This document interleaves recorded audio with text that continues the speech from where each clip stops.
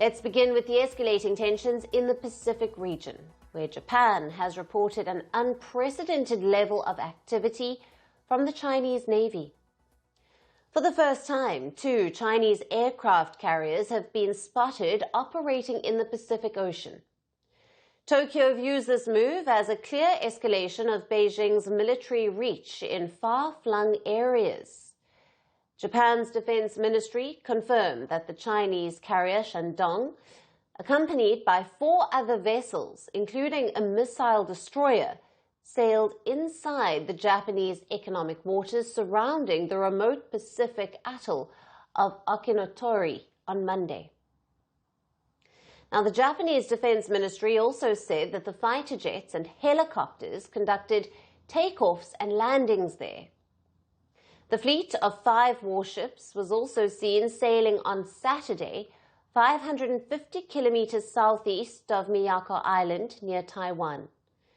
Now, adding to these concerns, China's other operational aircraft carrier, the Liaoning, and its fleet entered Japan's exclusive economic zone in the Pacific over the weekend, before exiting to conduct drills involving fighter jets. A Japanese Defense Ministry spokesman told media that this is the first time that 2 Chinese aircraft carriers were spotted operating in the Pacific at the same time. Japanese defense officials believe that China's increased military presence is aimed at improving its operational capabilities in distant areas. Beijing's use of naval and air assets to press its territorial claims has rattled Washington and its allies in the Asia-Pacific region. Japanese and U.S. defense officials say that China wants to push the American military out of the so-called First Island chain from Japan down through the Philippines. Officials say that Beijing's strategy is to dominate areas west of the Second Island chain in the Pacific, between Japan's remote Ogasawara Island and the U.S. territory of Guam. Now, the Japanese Defense Ministry has said that the Liaoning's recent cruise eastwards marks the first time that a Chinese aircraft carrier had crossed the Second Island chain. In response to the Japanese statement, the Chinese Foreign Ministry has defended its aircraft carrier's voyage as fully in line with international law and practice. Listen in.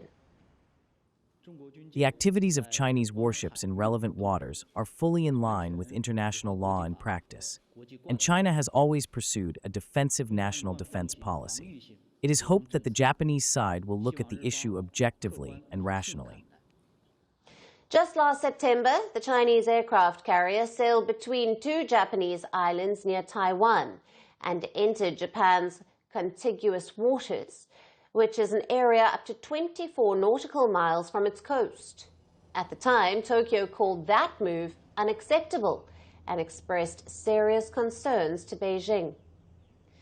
Now, China's aggressive and expansionist activities in the Indo-Pacific region are not surprising.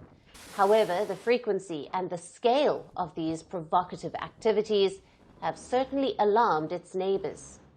Now, it remains to be seen how Japan and other Southeast Asian countries counter China's growing aggression in the Pacific.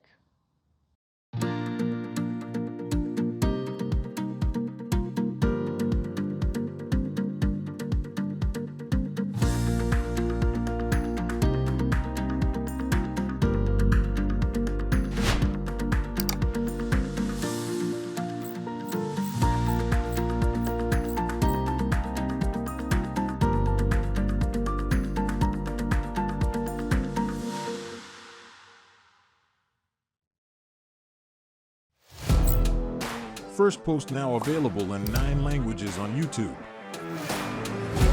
English, Stands at $36 trillion. French, Le FMI, comme German, Geschäftsführenden Direktor, Hindi, $30 trillion ka-charge mo. Indonesian, Pemerintah tanpa pemeriksaan. Italian, Skali radikali. Japanese, 4 兆ドル以上も Portuguese, por causa do próprio balanço patrimonial. Spanish. Beautiful bill. Go to Settings, click on Audio Track and select the language of your choice. Be the first to know what's happening around you in your first language. Firstpost.